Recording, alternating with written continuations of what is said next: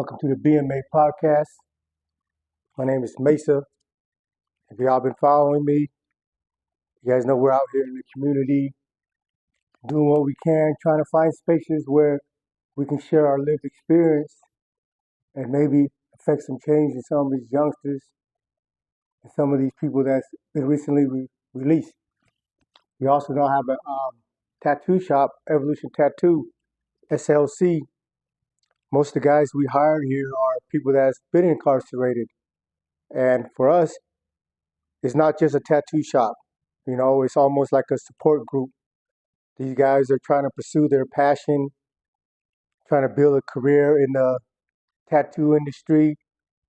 And my wife and I are trying to do what we can to help them develop their skills and eventually build up a clientele. I just say that just to really emphasize that it's not easy out here. You know, we have a couple hiccups here and there, and there's always going to be roadblocks. And I mentioned there was a few artists that wanted to come and work at our studio, but they changed their mind when they found out that we were going to be working with, you know, former incarcerated individuals. That was kind of disappointing, but you keep pushing. Eventually, we're going to find the people that wants to come to this space and be part of what we're doing. It's almost like a community project. But that being said, this weekend, the day one guys and myself, I was just over there as the videographer with my iPad, but they were invited to be on a panel for a common thread, which is another organization that mainly deals with foster kids, you know, boys and girls that's been through the foster system. And they connected with Dez and Solo and them and asked them to come through. This was like a few months back, if they could come sit down and share their lived experience with them. Just kind of, help these kids that have had some trauma, have had some bad experiences, and maybe feeling like they don't have a place to belong. So they invited us over there for the homies to share their story, really just to let them know, like, no matter where you've been, no matter what you've done, you could overcome them. But really, don't wait till you're middle age, till you're like my age, in your late 40s to wake up. Life isn't easy, but no one said it was gonna be. And we're gonna make mistakes. And sometimes the situations that we're in are not any fault of our own. Like these kids that are left in foster homes, you know, I don't know all the reason why they were abandoned or why they were left there, but you can't change that situation. And a lot of times we hear the stories about these foster kids in these places, they're just as bad as the penitentiary. And even some cases, they're worse. They're worse because these are kids that are being abused by their caretaker. You know, these are kids that are getting shipped around from home to home because the people that came in and thought it was a good idea to foster a kid wasn't committed to the task. But we also have to admit that there's a lot of people that's in the foster care industry that really don't care about the kids, but they're trying to get that government check. I don't know how all the screening process works, but you hear a lot of stories where these kids are get placed in homes where they continue to be abused and violated. You know, I don't have the solution for all the problems out here, or even this particular problems. And my heart goes out to those kids that are put in these situations. I just really hope that the people that get involved with foster kids, with fostering a child, or working in the facilities are individuals that care about these kids' well-being. And I would like to say that maybe the majority of them do. But just like in every aspect of life, man, it only takes a handful that are a piece of shit to really give the rest of them a bad name. But without further ado, I was a little late with my iPad, so I just got a few homies at the end of their stuff. But listen to their story, you know, share it, like it. Like these guys from day one, Dez, Solo, Swerve, um, they're really out there putting in that work, and they're putting in that work of their own free time. Whenever, they have a 9 to 5, they're not getting paid for this shit. But us as a whole, we really believe in what we're doing. But like I've said before, like we can't do it ourselves, and we can't do it with a handful of people. Like to better our community, to uplift our community, and to help the youth, help them from getting themselves in situations where they might never come home. That takes all of us, man. That takes us being neighbors. That takes us being true friends. I'm fortunate and blessed that the situation that I've come in, that the people around me are supporting the things that I'm doing. And for me, I wish everybody had friends like I do. Life is a struggle, and no matter how bad you want to do it alone, sometimes you just can't. So you need to surround yourself with people that have your best interests at heart, that are genuinely happy when you succeed. Not the fake ones. There's plenty of fake ones out there. You can tell like when you try to share them a good news for that split second, you see that look on their face like they ain't trying to hear that shit. And then they go, "Oh yeah, I'm happy for you." You know, you never really know who your friends are when everything is great, when you got money, when you're having fun and doing things. Your true friend is gonna come out of the woods. It's gonna reveal themselves when you're at your lowest point. And you're gonna find out when you're at your lowest point who these individuals are. And it might be somebody that you probably thought was a lame or that you didn't even pay no mind to. But he see you was down and out. He pulled up. Man, what's up, homie? What can I do for you? How can I help? That's why like the people I have around me, most of them has been incarcerated because we built a relationship while we were in there. Because inside the prison system, we don't have anything. The money don't make you. Who you thought you were on the street don't make you. No one cares about any of your war stories. But really, who the fuck you think you are? The only thing that matters to us is how are you right now while we in here with nothing but our nuts, with nothing but our integrity. How do you operate? Are you loyal? Are you trustworthy? Are you reliable? It's easy to come through when things is good. But when you staring at a wave of men with knives coming at you, you look to your side and that's who you see. You'll see who the real ones are. I know a lot of people but my circle is very small. At this point in time in my life, I just want people around me. I just want to be around people that are trying to do something positive.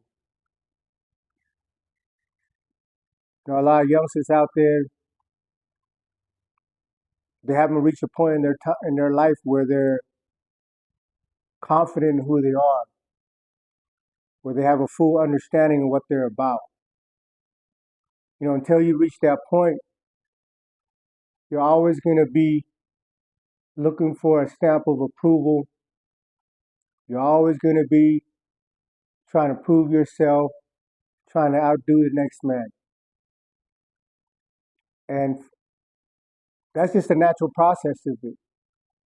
You know, it took me 40 some years to discover who I really was, who I really am. Some people discover it sooner, and there's still people out there wandering the world right now trying to find themselves. But at the end of the day, if you move your feet forward and you conduct yourself with integrity, that energy is going to pull other people that's like-minded into your into your space. As much as there are haters, I fully believe there's just as many people that's out there rooting for us. So without further ado, man, check out the little panel that the homie from day one was on. Again, like, subscribe, share. Till next time, thank you for tuning in to BMA Podcast. I had people in the community. I had my mom. My mom, yeah. Single parent home, but worked hard to try to keep me out of that stuff. But nah, once that happened, I wasn't trying to hear that. I had coaches, I had everybody trying to steer me in a direction away from what just happened a month or two ago. I didn't listen to that. Until finally, it's always somebody that's going to connect with you. And the lesson came, and I embraced it for a moment. Went back to school because I beat a teacher up when I was a freshman. Beat a teacher up. Got kicked out of school, was placed on a safe school policy. But the only thing that kept me going was because I could run, hop, skip, and jump. But it kept me afloat, where they allowed me to still play, but go to an alternative school. Which that alternative school, again, people reaching out to me, trying to help me the best way I can, because they see more potential than I seen in myself. I took that, ended up being an all-state athlete at West, ended up with the scholarship, and then I chose, once I left from all that support, I chose to sell drugs. I chose to sell crack. I mean, the nerve of me to hurt my uncle and give him something that's not gonna help him in life. Nah, that ain't cool. So when I took that mandatory minimum 5-year sentence, I took it on the chin. I deserved that. I hurt my community. After I sat and I thought, when you sit with yourself and that's all you have is yourself, you'll sit and think about the things that you've done. I wasn't bitter about it. What I wanted to say is, how can I grow from it?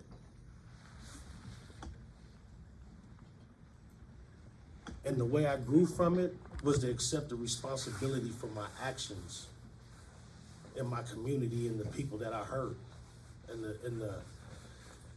the harm I caused. Gang banging, drug dealing. It's not cool. It's not cool at all. Only thing that came out of that I got lucky with was I didn't die, because it's only death or jail.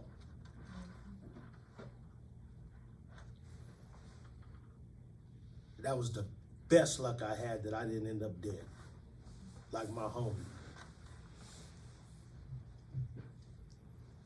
So I just want to thank you guys for having us. This day one movement is great because we get to share where you don't want to go. And that's a blessing that we need to accept and embrace. And I want to, I don't want to take too much more time, but I want to, I want to share a few things about my own boy right here. I met him, which we was in enemies. Not him directly, but because he was blue and I'm red, you my enemy. That's what my environment told me. That's who my homies I was hanging with told me. We don't have no love for the other side. But guess what though? When I came into that federal penitentiary in 2003, guess who looked out for me to make sure my family knew where I was at? My man Spider. Guess why I even gravitated to him? Because he was something that was in my environment that I was more comfortable with, that I've seen before. And I said, hey, hey, Oos, can I, you from Utah? Yeah. He said, do your family know where you at? I said, nah, I just left from Oklahoma. I haven't contacted anybody. And this guy right here from the other side extended his hand to me and gave me a way to let my family know where I was at. How you can't love that? How you can't respect that? For sure. My brother Dez right here is a big capstone in my life of why I am where I am today. I reached out to him 9 years ago. He gave me a trade. He taught me how to do natural gas. Where I am at today, still doing that. And he kept challenging me every day to be better in life as a person, as an individual. He from the other side. How you can't respect that? That's love. That's my time. Thank you. That's love.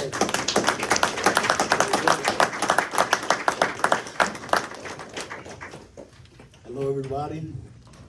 Thank you for this opportunity to share my little life story, and hope you'll find somewhere in there to brighten your light and change your story around. But my name's Junior Naya, and I come from a family of 7 of us. There's 6 girls, and I'm the only boy. And I turned to the streets at a young age. At 13, I caught my first case because I was running the streets with the gang members, and sent me away to CYA, California Youth Authority, and I did 8 years there.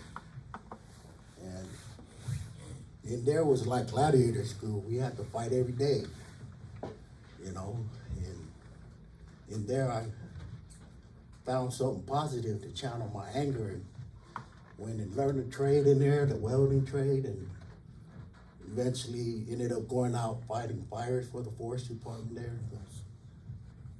After those 8 years was done, I got out, and I got out with AWS certified to be a welder. And to this day, that's my go-to trade. I weld, And I got out a year later and was doing the papers, the parole. Did my federal parole, and I decided I didn't want to do parole no more. So my mother sent me to Hawaii, where I met my wife.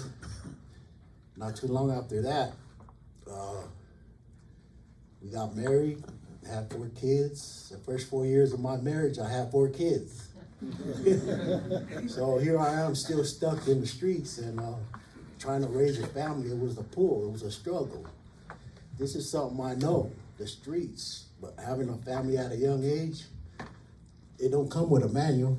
You don't know how to navigate that family life. And it was a struggle for me to where the streets always took control and it took me back. And, whew, to where I went back to the feds. I caught a case and went to the feds and ran into these two. And after I did the 5 in the federal system, I came out and finished the federal paper, parole, everything, on good standing. And me and my wife decided to have another baby, and I have a baby, my daughter. She was, and again, it took me away. The streets took me away from my family. And doing time is like, at that time I didn't understand nothing. But doing time, you're not the only one doing time. Your family's locked up too. You got your wife out there struggling to put food on the table, trying to raise these kids by herself, But long story short, I caught another case that took me back to the States here and did 10 years. During that 10 years here in Draper, it was an eye-opener for me because I hit rock bottom, didn't have my wife and kids, didn't have my family, my parents. I lost both my parents, my mother, my father, and my baby sister during this 10-year period. So 8 years into this, I get a letter in the mail from my wife. She said, your daughter is ready for a relationship. We want to come see you. And ever since then, she come see me once a month with my grandson, We started that and started to get that bond going. When I came out, my grown kids, they didn't want nothing to do with me. We didn't have a relationship. Because to them, it was like, it's the same thing over and over, The street's gonna pull you back. Are you here for real or what, So when I got out,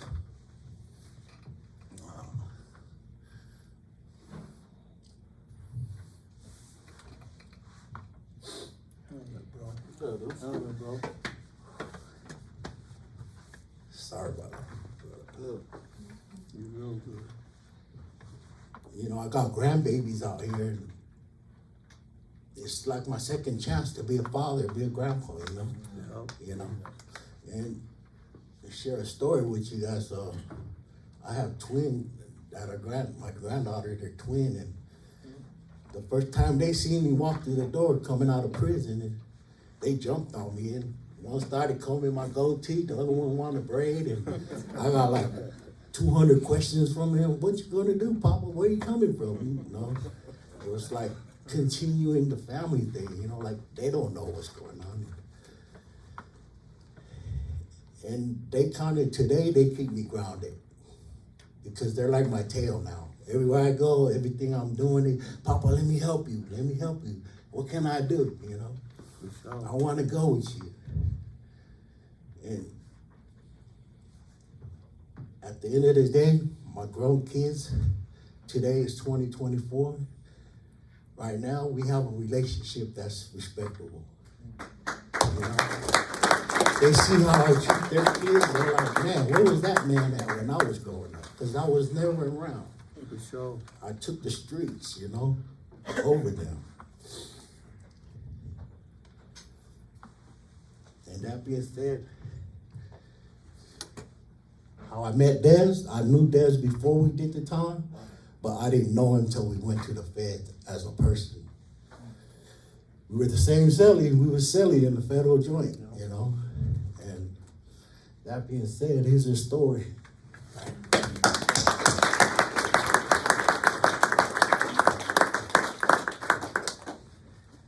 I want to say I'm grateful and I'm honored to be here in front of you guys. And I want to thank Common Thread Community for putting this together. And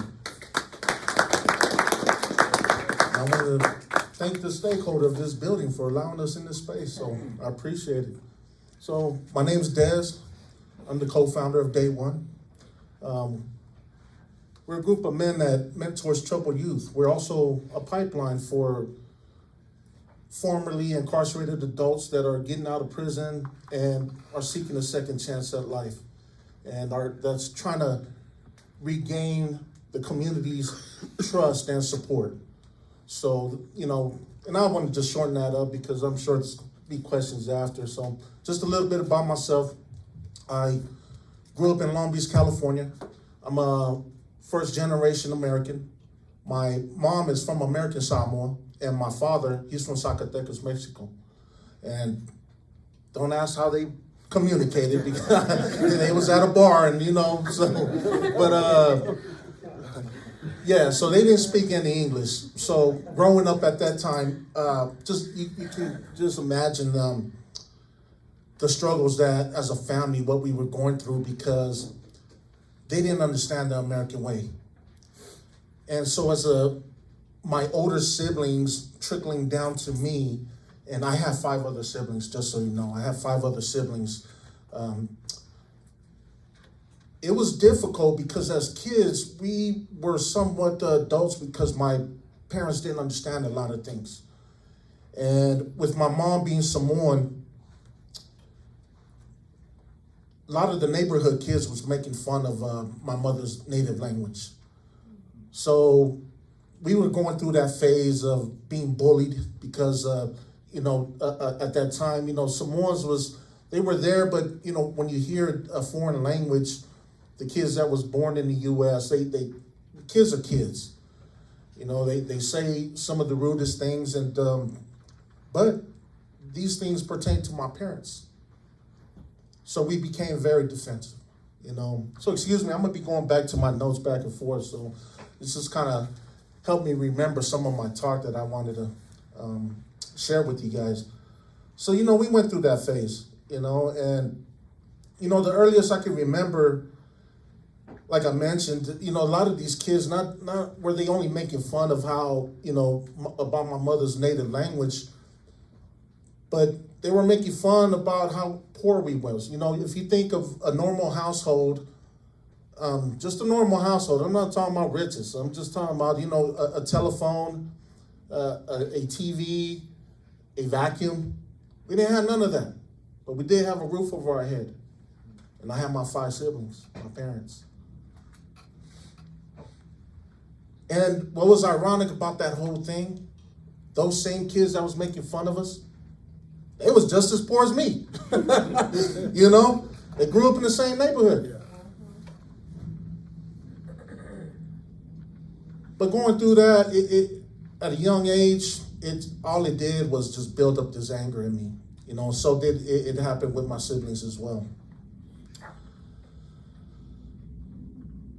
So again, when I was about 5, 6, as early as I can remember, I understood my family's struggles at that very young age.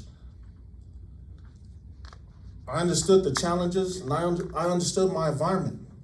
I grew up in Long Beach, California, and gangs was already there. It was drugs. Again, Solo mentioned about the crack, and Unc mentioned crack. We was right in the middle of it. It was a big pandemic in California.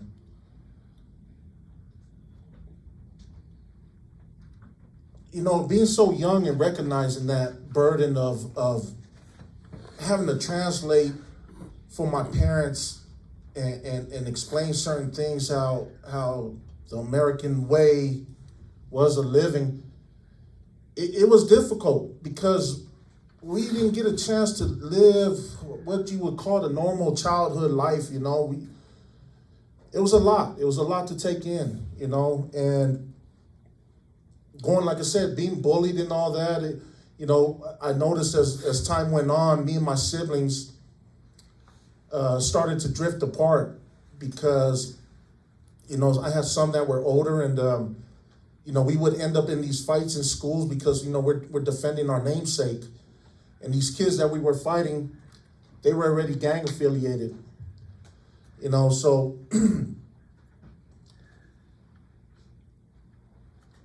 my parents, they was naive to our situation, my siblings' situation, because again, they didn't understand.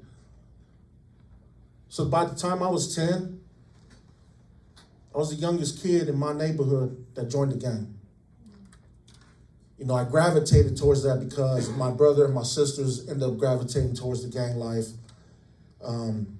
Because it was like, again, we was going through that phase of our parents don't understand us, the neighborhood kids is bullying us, and we was just tired at a very young age. So we was lashing back, and we had that don't give a F attitude. So my parents not understanding what we were going through and their frustration because they couldn't understand, they was showing us tough love. And tough love, people would look at it today as abuse. But these are my parents, and I love my parents. And regardless what they did to me, they'll always be my parents. And I understood later that at that time I did understand, but I understood later, and I only can imagine what they were going through at that time, because it was just, probably whatever they was dealing with at work and what I'm dealing in the neighborhood of the bullying and the kids talking, making fun of my parents and all that. So, like I said, later on in life, I just reflected back on that, what they were going through, and probably they was maybe taking out their frustration out on us as kids. And I accepted that, While I was going through all that, like I said, I understood my situation. And I started living this double life. Even though I started gangbanging at a very young age, I continued my education because I knew that in order for me to change the situation, education was one of the factors that was going to play a big part of my life to make change. So I continued that regardless of me running the streets. I did not give that. The teachers loved me. And truth be told, I was the smartest kid in my school. And a lot of people, my family know that, but my homies don't know that. But they see my dealings. I better hit them right now. It's like, yeah, I can see that. 2 + 2. Yeah, So that's 10, moving on. And so by the time I'm 15, like I said, I was 10, and I was the youngest kid in my neighborhood. By the time I'm 15, I'm now the youngest kid in prison.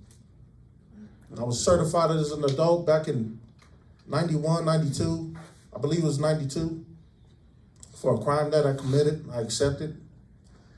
And just imagine all the adversities I was facing at that very young age, going to an adult prison system. I had to deal with that. At 17,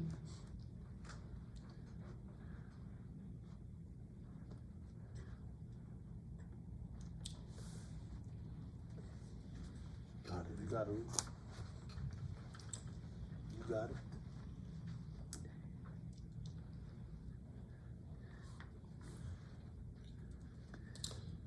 I got my GED.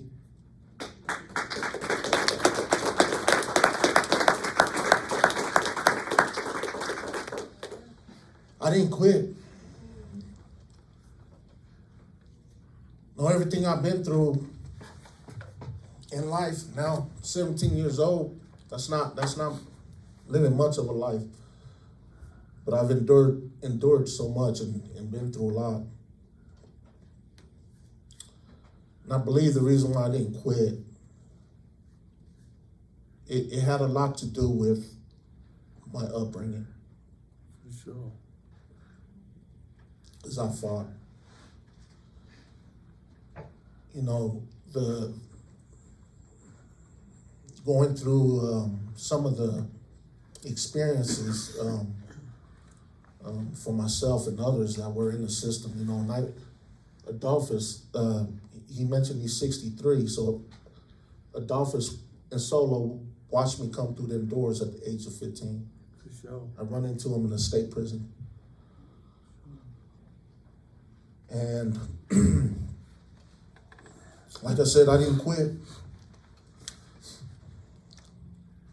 I didn't quit because I believed in furthering my education was still going to help me change my life. And I continued on.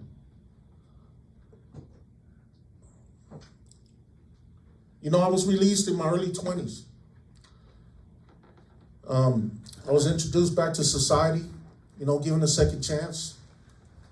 And I got a job, at the time was telemarketing, right? Telemarketing for me, right?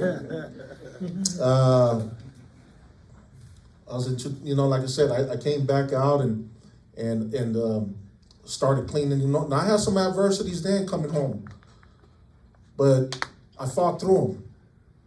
You know, and I became popular with the women. Sorry, wifey. And things were going good. Things was going real good for me. So, you know, I started playing football again, and I was on the semi-pro team.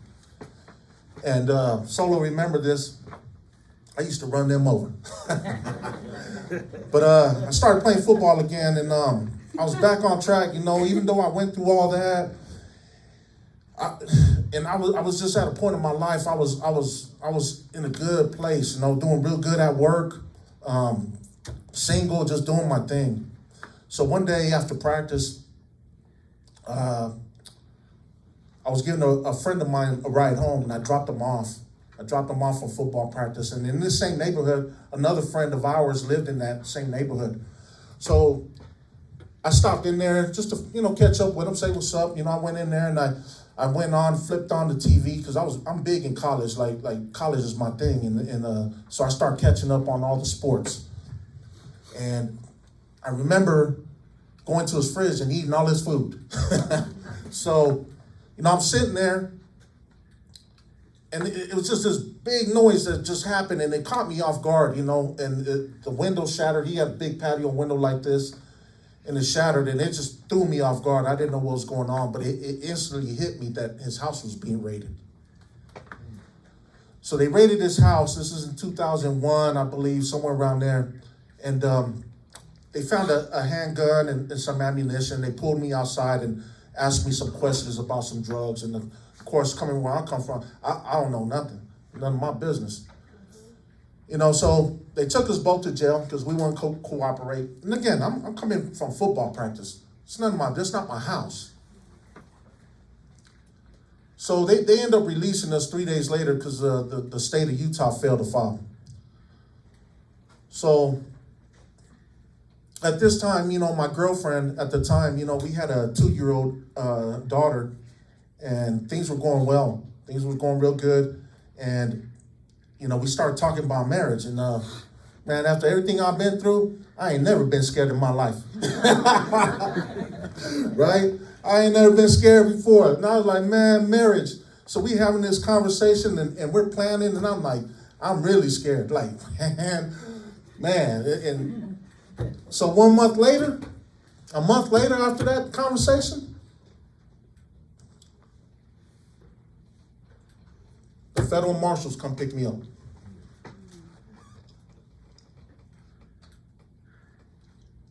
I go back to jail. Now I'm facing charges for being in the vicinity of a firearm when I was arrested the month prior. And I didn't understand the federal law at the time. And again, they weren't looking for me at the time, but they needed me to cooperate. And because I lived that street code life, I kept my mouth shut and took the plea bargain and sent me right back to prison. Everything I worked to build, to change my life, gone. I was devastated. It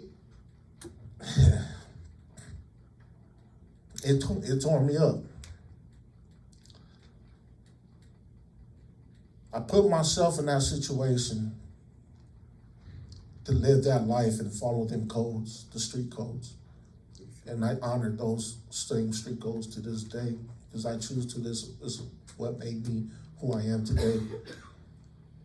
But it cost me dearly.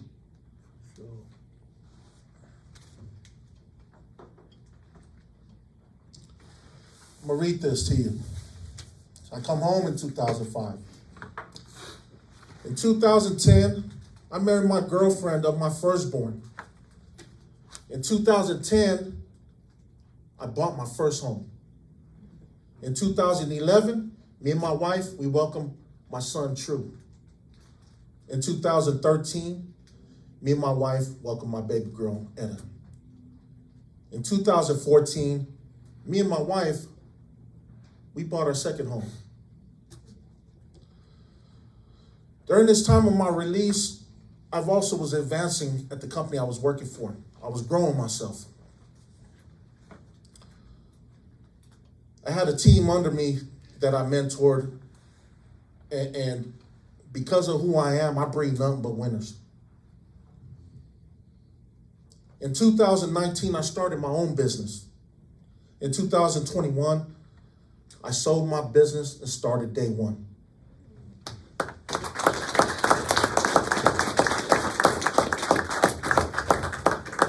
So just like many of you here, my life was filled with many challenges.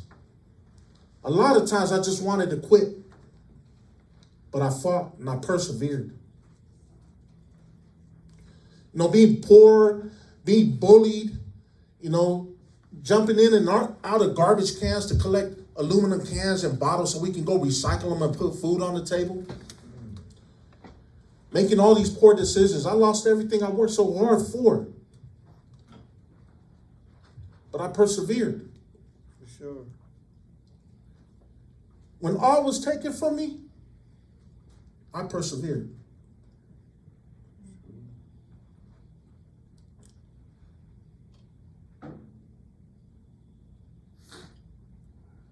This is just my story. I have a lot of friends, you know.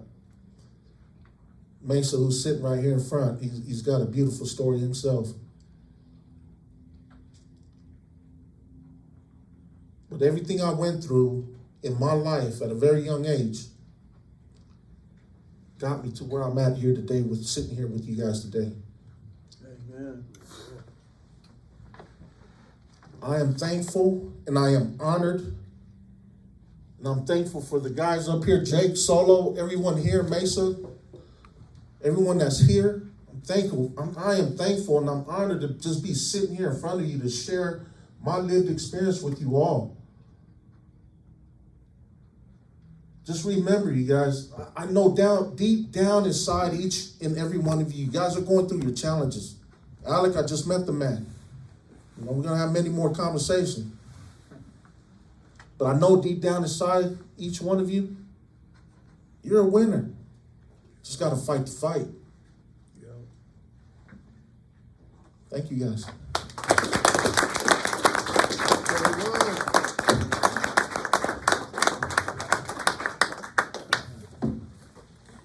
We're going to take just a little transition here. Thank you for sharing your stories For sure. and your truth and what you've learned. But most of all, thank you for sharing your heart and your emotions.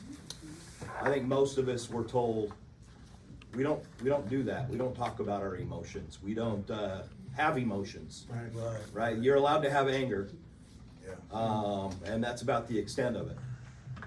And what I've heard today is inspirational.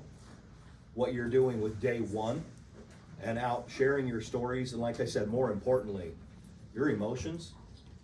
I think it's life-changing for many, many people. For sure. So Thank you. I want to start with that for just a second. And I don't know who wants to address this, but what happens? Why is it so important that we allow ourselves to be vulnerable and to talk about emotions and things that really matter? And what happens when we don't?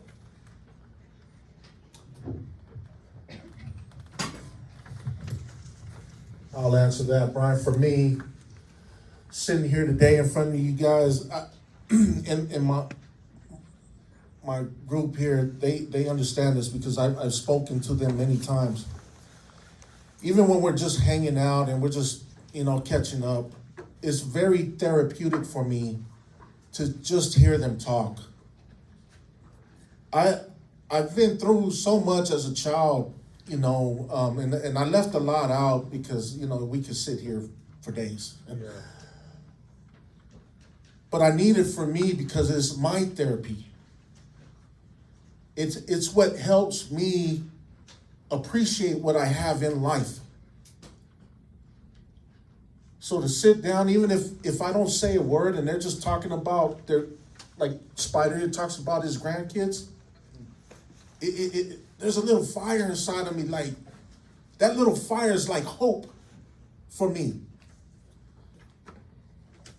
You know, we've all, Jake and Solo, we've all been through so much, and like many of you guys been through so much. But that little fire and just a simple conversation for me, it is my therapy. I'm going through therapy now, just hearing them talk and hearing myself talk. I need to talk about it because I didn't understand trauma and all that until just recently. I didn't know that. You know, and again, excuse my language, but as we're growing up, it's just, we just been through some shit. I didn't know trauma was what it was. And so for me, Brian, that's what it is. You know, I share this and I show my vulnerable side because it needs to come out. I'm not afraid to shed a tear because nobody can tell me who I am. For sure. I know who I am. That's the problem. You youngsters, don't let someone else define who you are. You know who you are. Don't let an adult tell you who you are. Don't let it, you're doing nothing about your life. I'm going to prove you wrong. And that's what I did. I got tired. I had too many of them tell me I was a failure and I give up on that kid. Who joins a gang at 10 years old? I've heard it all, man. Yeah. And I just want to get right back behind Des on that. And I think for our young people, it's very important that you guys have a space. And it's very important that you are heard. And so too many times, like Des says, the adults, we've heard this before, do what I say, not what I do. And so they get to tell you how you need to feel. But you young people need a space and a platform to be able to be heard. And once you're heard and once you're talking, it's like Des says, now you can become vulnerable. And when vulnerability happens, that's when change happens. And that's where you find, all these emotions, and it helps us grow a little stronger. So yeah, I really appreciate that question, bud. Yeah. So to speak on vulnerability, it's a great tool. It's okay to be vulnerable. When I was very vulnerable when I reached out and I called Dez 9 years ago, just for some life-changing things to happen, positive for myself, that I knew I had to put the work in. And if I didn't accept that vulnerability, man, I'd be jacked up right now. So I know as any person, to be vulnerable, it kind of comes off, you might feel as a weakness. Embrace your weakness when it comes to that. So, Please do. Please do. Because I promise you, it would benefit you. You don't always have to be tough. You don't. The toughest man even gets knocked down. So I just wanted to speak on that. It's okay to reach out. I promise you. Every one of us up here has reached out and used our vulnerability. And I just want to just piggyback on that and say, you've also found someone there with their hand outstretched, ready and willing to reach back and return that love. oh yeah. In the most unlikely of places, it seems like in a lot of cases. Yeah. That's amazing. So a couple of questions here. We got some great questions. I'm going to try to combine a couple of these.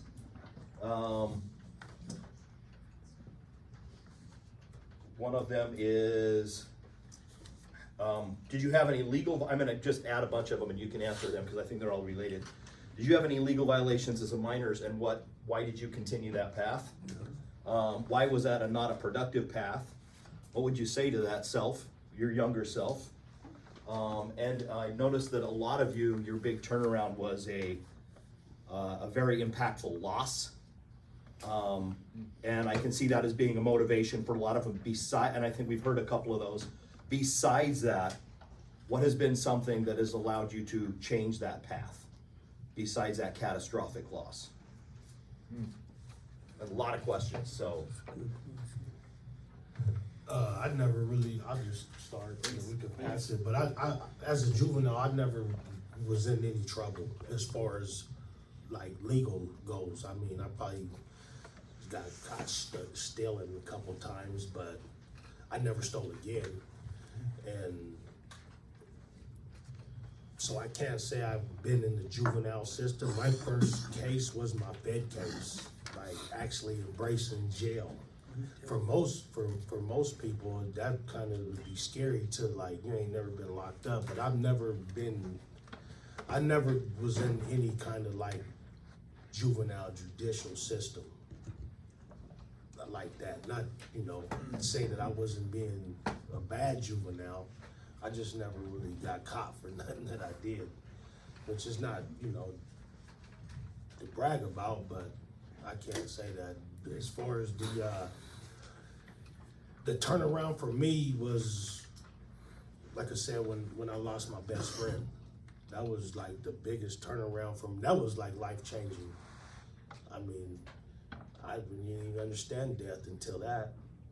Been to a funeral.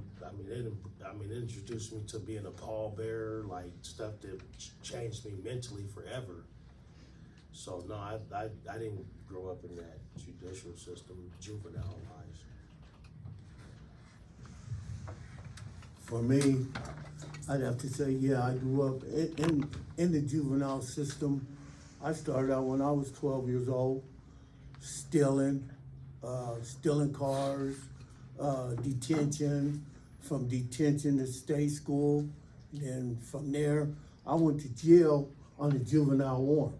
So, and it continued till I decided that ever since I was 51 years old, running in and out the penitentiary, So I have to say my turnaround was, I just got tired. I got tired of, because the dope life, the smoking crack, cigarettes and weed and all that, it was hurting my lungs to where I was just going in and out the hospital and didn't care.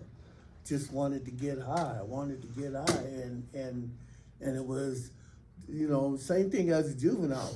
I just wanted to smoke weed and drink and party, and I thought that was the life that was better than education. But when I see myself, my niece showed me a picture of me in intensive care, and with tubes ran all down me and this and that. I was like, whoa, I'm waking up and like I was fighting the whole hospital crew. And because I thought they were trying to kill me. Really, them people was trying to save me. And so, the little thing you put on your finger, I kept snatching things off to where they laid me, put me out. And when I woke up, I heard my heartbeat, but I didn't see the little thing on my finger to pull off to get your heartbeat. They had taped it for like 24 hours. They had taped it to my toe. And I didn't know this. And I'm like, where's this thing at? But the thing is, like I said, I would go to the hospital and try to hurry up to get out of the hospital so I could get high. And when I really seen that, my breathing and I'm on oxygen, carrying an oxygen tank and sitting up smoking, I realized that, hey, you either gonna go ahead and die or you wanna live. And one day I was talking to my daughter and she told me, She said, you ran in and out of my life ever since I was a kid. I don't want you to run in and out of my grandson's life. He's like my best friend today. He's 8 years old. He called me, talked about my Cowboys, say they trash, all kinds, you know what I'm saying? You know, so, you know, that gives me inspiration. He called me this morning. He called me yesterday morning. He called me before he goes to school. That inspires me and makes me want to live to show him that, hey, yeah, I lived that life, but now I'm living your life with you. And that's where I'm at with that. I just want to share on that end part of that, the what stopped it, or a lot of us had loss that created that change. And I wish for myself it could have been loss that created that change. I wish one of the people I watched die, or one of the people I lost, or one of the people I turned away had been strong enough to do that for me. But it was the loss of who I was. It was the loss of my soul getting taken away with every little thing I would do that would just empty that cup a little bit more and a little bit more. And I think for those of us that last long enough, and I say last long enough because it's not a game you last a long time in, right?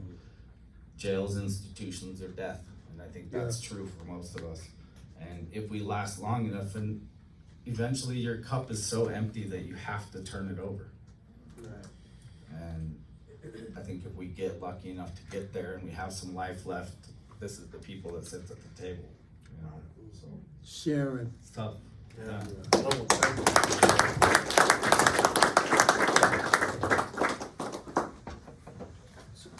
Kind of another two-part question, but who were your role models growing up? And if you did not have a stable, positive role model that impacted you, how would your life have been different if you had had one? And the next question is, are there any women? How have the women have had a positive impact on your life? So I spoke about mentors, and like I think you and I had a conversation earlier about growing up and mentors that I had, and we all had negative mentors, if that makes sense. But through resilience and but we've all have processed what it was, and accountability is so big for us. And once you recognize your mistakes, and once you recognize what it is, I recognize that my mentors, for whatever reason, they were negative,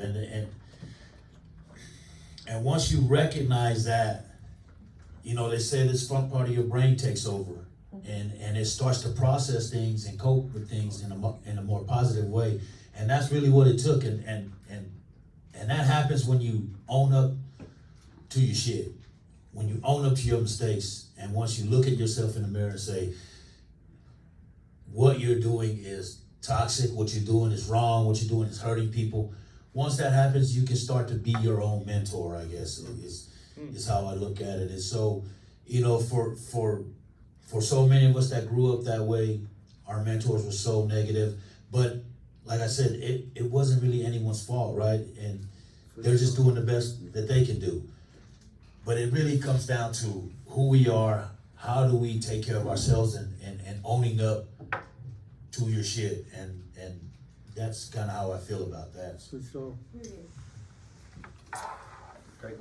I can share on the women being positive in my life. My wife, that I met in New York City when I finally was able to escape Salt Lake for a little while. I met her in my active addiction, so I was strung out on heroin. She did not know it at that point, but she quickly found out, right? Because I overdosed in front of her, and she had to deal with that. I don't know what she saw in me, but she stuck through everything with me.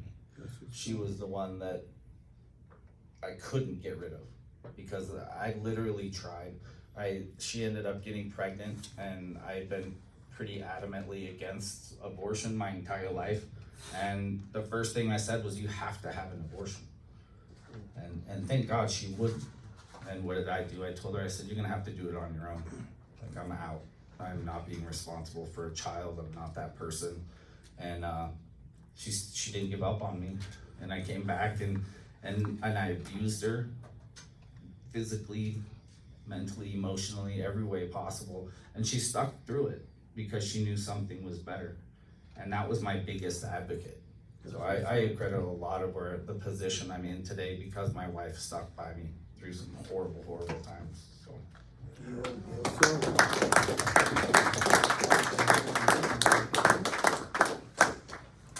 A couple of you have mentioned you didn't have very positive self-esteem or. Sorry, somebody just like threw out a question that I think. Oh, I'm sorry. Do you hold Jesus. for that, man? Yeah, absolutely. Like, or I guess I don't. That sounds aggressive. That's not No, what I meant that way, like, it's an okay question. Sorry, like no, that's not. I was more like with that. Like, how do you carry that? You know what I mean? Like, you are pretty open about like admitting that, right? Like, how have you been able to move past that? Because that's something that you kind of, in a way, put yourself through, right? Like when you abuse somebody, like how do you handle that afterwards now? It's I live what's called a living amends, right? There are some amends you can make person to person, man to man, where you say, hey, how can I make this right? And they can tell you, it's this much money, replace this, fix this.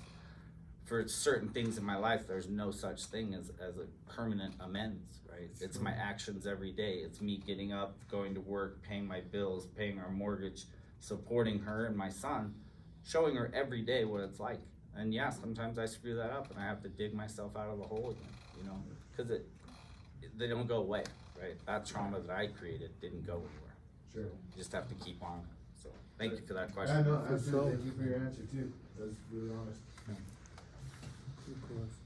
Thank you. So for those youth that might be struggling with their sense of self-worth or purpose, what kind of advice would you give them?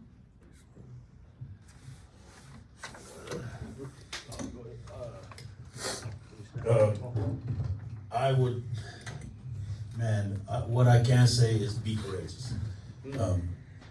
And I have done so much work for myself as far as finding out who I am, and it always comes back to self, right?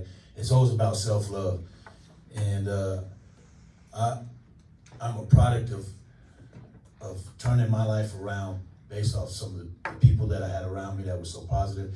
But in the end, it always comes right back to who we are and how we show up for ourselves. And so for me, self-love is so important. And self-love means giving yourself grace, allowing, being vulnerable, and nurturing your self-love. And for me, it's exercises in the morning. I look in the mirror the first thing, and I look at that my go-to guy, my star player, that gentleman that looks right back at me. And I have my self-talk every day. I don't feel so great today, but you're gonna do great things today. Amen. You know, keep going, keep growing, keep showing up for yourself. And so I think for our young people, and be courageous. And I say be courageous when I was young, I wanted to do so many things, but these mentors and these people that I had around me, they wouldn't allow me to be who I was. I wasn't courageous enough to be like, I was a breakdancer. We grew up breakdancing and pop locking. I wanted to go to Venice Beach and kind of be an extra in a video or something. I wanted to kind of maybe go down and at Venice Beach and kind of join a dancing group. The mentors I had was like, kill that shit, bro. Get out of here. I didn't have the courage to say, but dang, you know, that's my passion. That's what I want to do. If somebody told Shaun White or Tony Hawk, skateboarding, can't make no money off that. I mean, so be courageous. Find your passion early. Find out what it is that you love to do. I don't care if you want to be a chess player. be courageous in the fact and love yourself enough to be brave and say, nah, this is what I want to do. So. I just want to go back to what Jake said about purpose. Everybody has a purpose, and I'm not going to take a lot of time, but everybody in this room is worth everything. Please take that with you. If you're pumping gas, buying candy, everybody in here is worth everything. I just want to piggyback that and let you guys know there's a lot of programs out here that'll help you, man. Gravitate to those, man, and learn from them. And, excel that way. That's what got me out of a lot of my bonds is I found positive groups to get me. I got certified as a welder, and to this day I'm a certified welder, and I use that as a trade. And there's a lot out there to learn from. You just gotta occupy yourself in them groups. When you go there, don't just sit there. Be involved and learn something. And, yeah.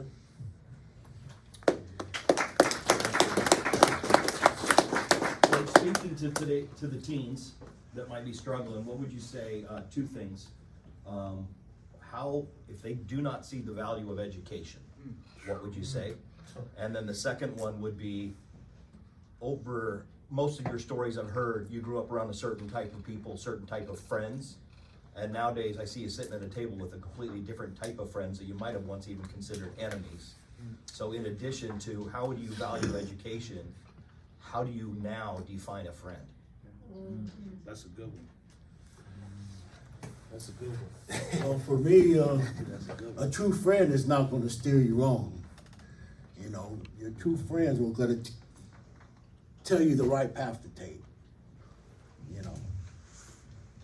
Keep those to a minimum, maybe 5, maybe 2.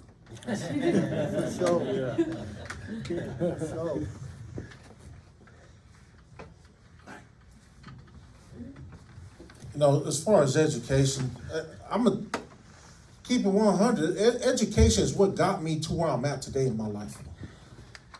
Education is what helped me accomplish a lot of the things that I was able to achieve when I got back out of prison.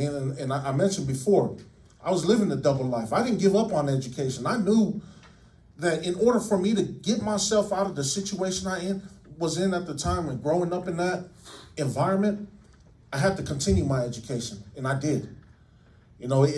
Education taught me many things, even to become an entrepreneur like I did. I was able to accomplish those things.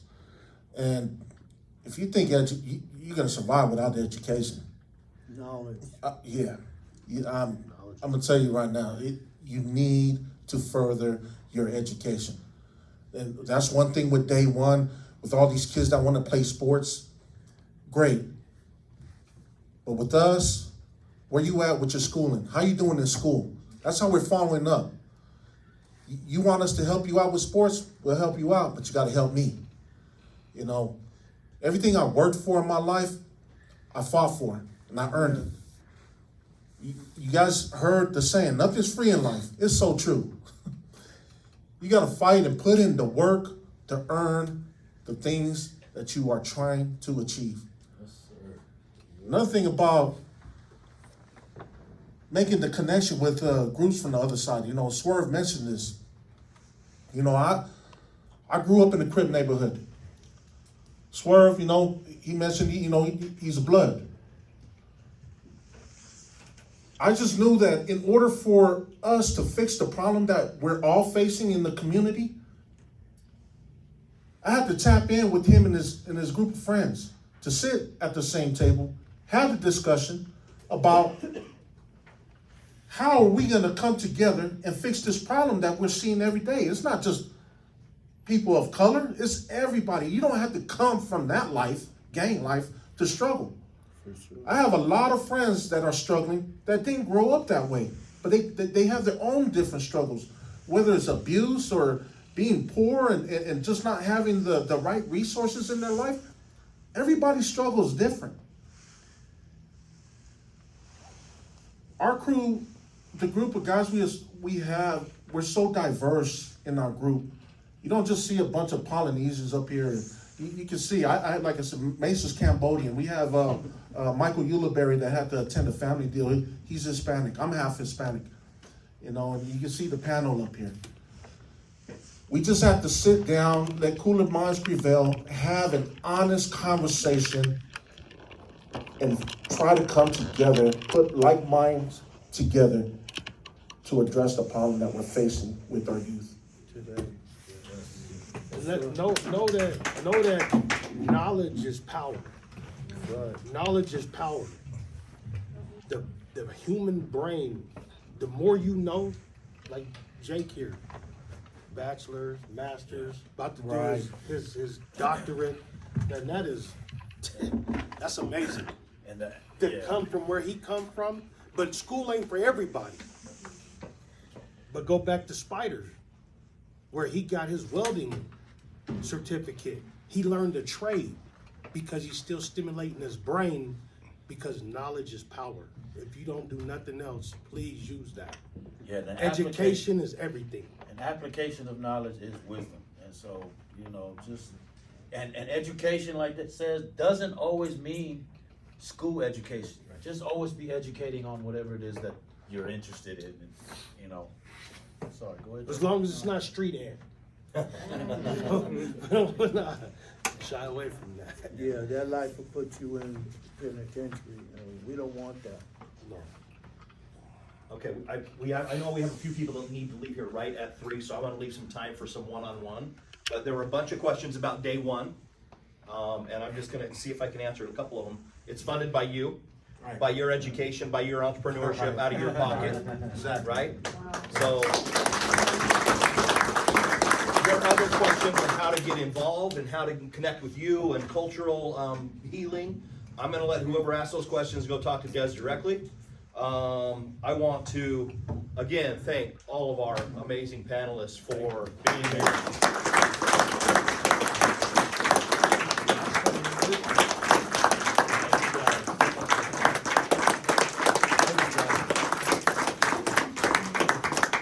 I also want to thank the Prague Foundation for providing this space. Yes. And I also wanted to end up with, you guys clearly are leading what you're doing out of love and wanting to help the community. And she's gonna kill me for saying this, but I want to thank Rachel for starting Common Thread. Yes, Rachel! Rachel! And she'll make me laugh. And all those that help with that are the ones that make that a community, and that is absolutely true, because you all lead with love and with your heart. And I'm gonna just turn the last couple seconds over to her, if she has any comments or. Just thank you, like this is really profound and I couldn't ask for a better panel, honestly, so thank you. Thank you all for coming.